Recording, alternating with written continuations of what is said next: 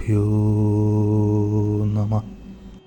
श्रीमद् भगवद गीता अध्याय 18 मोक्ष संन्यास योग श्लोक 70 अध्येशते जय इमं धर्म्यं संवादमावयोः ज्ञानयज्ञेन तेनाहम् इष्टः स्यामिति मे मतिः।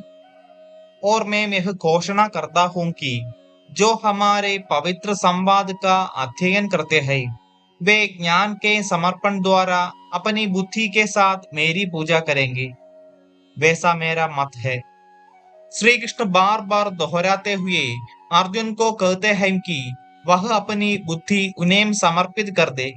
इसका तात्पर्य यह नहीं है कि हम अपनी बुद्धि का प्रयोग करना बंद कर दें, बल्कि इसके विपरीत इसका अर्थ यह है कि हम अपनी उत्कृष्ट क्षमता के साथ अपनी बुद्धि का प्रयोग हमारे लिए जो भगवान की इच्छा है उसकी पूर्ति के लिए करेंगे। इसे हम श्रीमद् भगवद गीता के संदेश से समझ सकते हैं। इसलिए वे जो इस पवित्र संवाद का अध्ययन करते हैं वे अपनी बुद्धि के साथ भगवान की पूजा करते हैं। श्लोक 71 श्रद्धावाननसूयच्छ शृणुयादपि यो नरः सोऽपि मुक्तः शुभां लोकान् प्राप्नुयात् पुण्यकर्मणाम्। वे जो श्रद्धायुक्त तथा द्वेष रहित होकर केवल इस ज्ञान को सुनते हैं वे पापों से मुक्त हो जाते हैं और मेरे पवित्र लोगों को पाते हैं जहाँ पुण्य आत्माएं निवास करती है। सभी ऐसी बुद्धि से संपन्न नहीं होते कि वे श्री कृष्ण और अर्जुन के बीच के संवादों के गहन अर्थ को समझ सके। यहाँ श्री कृष्ण कहते हैं कि यदि ऐसे मनुष्य जो श्रद्धायुक्त होकर केवल इन्हें सुनते ही हैं तब उन्हें भी इसका लाभ प्राप्त होगा। उपर्युक्त श्लोक में श्री कृष्ण अर्जुन को आश्वस्त करते हैं कि वे जो उनके पवित्र संवाद को केवल पूर्ण श्रद्धा के साथ सुनते हैं वे शनैः शनैः पवित्र हो जाएंगे। श्लोक 72 कच्चिदेतच्छ्रुतं पार्थ त्वयैकाग्रेण चेतसा कच्चिदज्ञानसम्मोहः प्रनष्टस्ते धनंजय। हे पार्थ, क्या तुमने एकाग्रचित होकर मुझे सुना? हे धनंजय, क्या तुम्हारा अज्ञान और मोह नष्ट हुआ? श्री कृष्ण ने अर्जुन के गुरु की भूमिका का निर्वहन किया। गुरु के लिए एक स्वाभाविक है कि वह यह परखे कि उसके शिष्य ने विषय को पूर्ण रूप से ग्रहण किया है या नहीं। श्री कृष्ण के प्रश्न करने का अभिप्राय यह था कि यदि अर्जुन इस ज्ञान को समझ नहीं पाया तब ऐसी स्थिति में वे उसे पुनः विस्तार पूर्वक समझाने के लिए तैयार है। श्लोक 73 अर्जुन उवाच नष्टो मोहः स्मृतिर्लब्धा त्वत्प्रसादान्मयाच्युत स्थितोऽस्मि गतसन्देहः करिष्ये वचनं तव। अर्जुन ने कहा, हे अच्युत, आपकी कृपा से मेरा मोह नष्ट हो गया है। अब मैं ज्ञान में स्थित हूँ, मैं संशय से मुक्त हूँ और मैं आपकी आज्ञाओं के अनुसार कर्म करूंगा। अब अर्जुन स्वयं में पूर्णतया परिवर्तन देखता है और घोषित करता है कि वह ज्ञान में स्थित हो गया है और अब वह व्यथित नहीं है। उसने स्वयं को भगवान की इच्छा के अधीन कर दिया और कहा कि वह वही करेगा जैसा श्री कृष्ण उसे आदेश देंगे। यह उस पर श्रीमद् भगवद गीता के संदेश का ही प्रभाव था।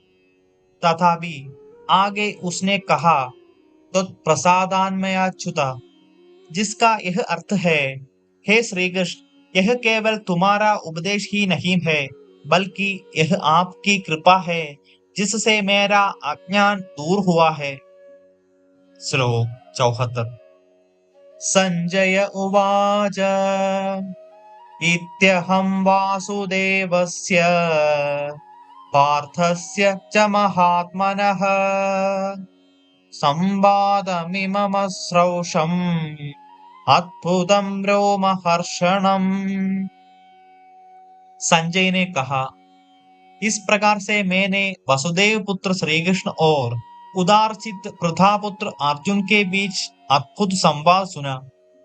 यह इतना रोमांचकारी संदेश है कि इससे मेरे शरीर के रोंगटे खड़े हो गए हैं। इस प्रकार संजय श्रीमद् भगवत गीता के दिव्य उपदेश पर अपने वृत्तांत के अंत की ओर आता है। वह अर्जुन को महात्मा कहकर संबोधित करता है, क्योंकि उसने श्री कृष्ण के उपदेशों और आज्ञाओं को स्वीकार किया, इसलिए वह श्रेष्ठ विद्वान बन गया। संजय अब अभिव्यक्त करता है कि उनके दिव्य संवादों को सुनकर वह इस प्रकार से अचंभित और स्तंभित हुआ, जिससे उसके शरीर के रोंगटे खड़े हो गए, जो गहन भक्ति के उत्साह का एक लक्षण है। संजय भक्तिपूर्ण मनोभावनाओं की इतनी गहन अनुभूति कर रहा है कि दिव्य आनंद से उसके शरीर के रोंगटे खड़े हो गए। अब कोई एक प्रश्न कर सकता है कि संजय के लिए युद्ध क्षेत्र में अत्यंत दूरी पर हो रहे इस वार्तालाप को सुनना कैसे संभव हुआ। इसका वर्णन वह अगले श्लोक में करता है। श्लोक 75। व्यास प्रसादात् श्रुतवान् एतत् गुह्यमहं परम् योगं योगेश्वरात् कृष्णात् साक्षात् कथयतः स्वयं। वेद व्यास की कृपा से मैंने इस परम गुह्य योग को साक्षात योगेश्वर श्री कृष्ण से सुना। कृष्ण द्वैपायन व्यास देव को ऋषि वेद व्यास के नाम से भी जाना जाता है। वे संजय के आध्यात्मिक गुरु थे। अपने गुरु की कृपा से संजय को दिव्य दृष्टि का वरदान प्राप्त हुआ था, इसलिए वह हस्तिनापुर के राजमहल में बैठकर कुरुक्षेत्र की रणभूमि पर घटित घटनाओं को देख सका। यह संजय स्वीकार करता है कि यह उनके गुरु की कृपा थी, जिसके कारण उसे स्वयं योग के स्वामी श्री कृष्ण से योग के परम ज्ञान का श्रवण करने का अवसर प्राप्त हुआ। ब्रह्मसूत्र, पुराणों, महाभारत आदि के रचयिता वेदव्यास भगवान के अवतार थे और वे स्वयं सभी प्रकार की दिव्य दृष्टि की शक्तियों से संपन्न थे। इस प्रकार से उन्होंने न केवल श्री कृष्ण और अर्जुन के बीच हुए वार्तालाप को सुना, बल्कि संजय और धृतराष्ट्र के बीच हुई वार्ता को भी सुना। अतः उन्होंने श्रीमद् भगवत गीता का संकलन करते हुए दोनों के संवादों को भी समृद्ध किया। श्लोक 76। राजन् संस्मृत्य संस्मृत्य संवादमिममद्भुतम् केशवार्जुनयोः पुण्यम् हृष्यामि च मुहुर्मुहुः।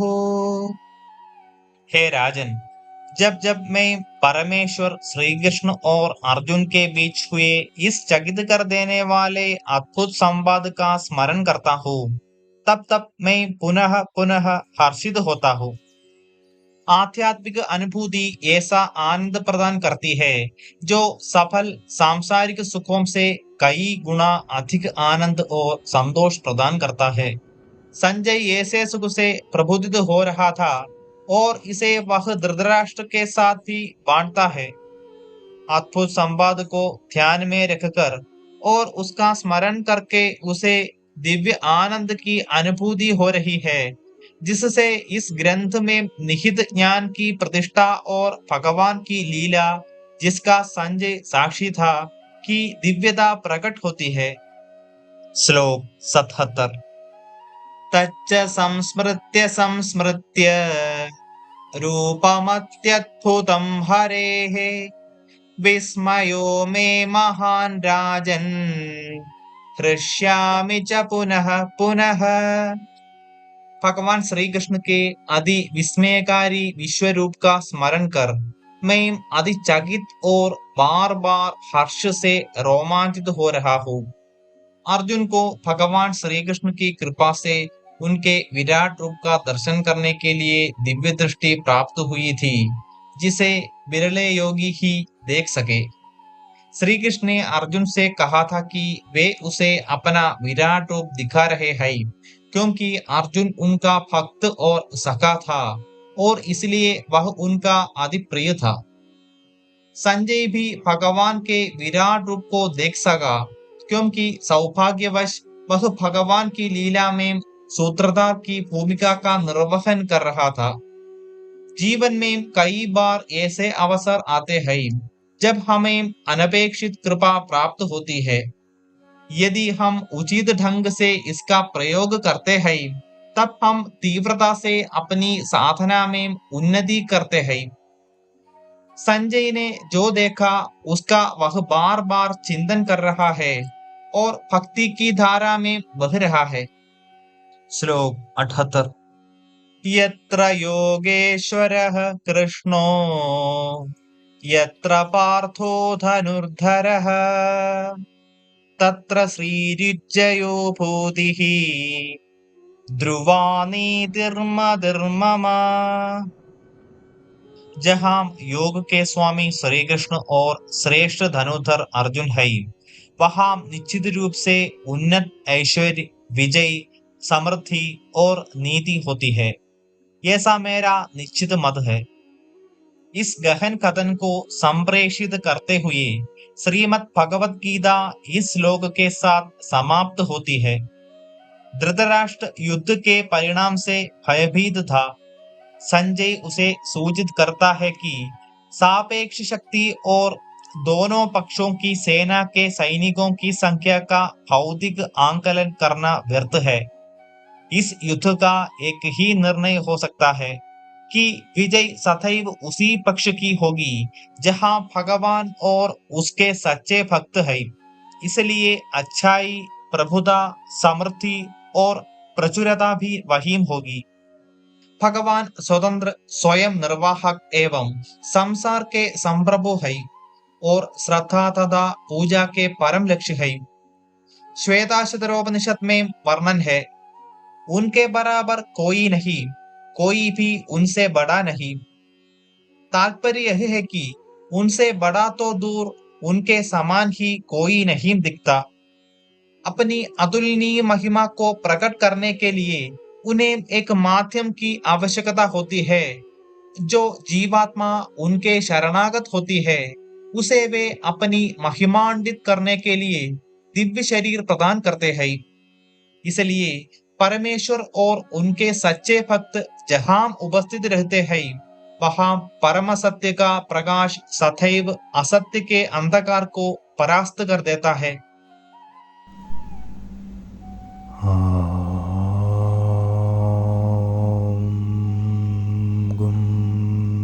गुरुभ्यो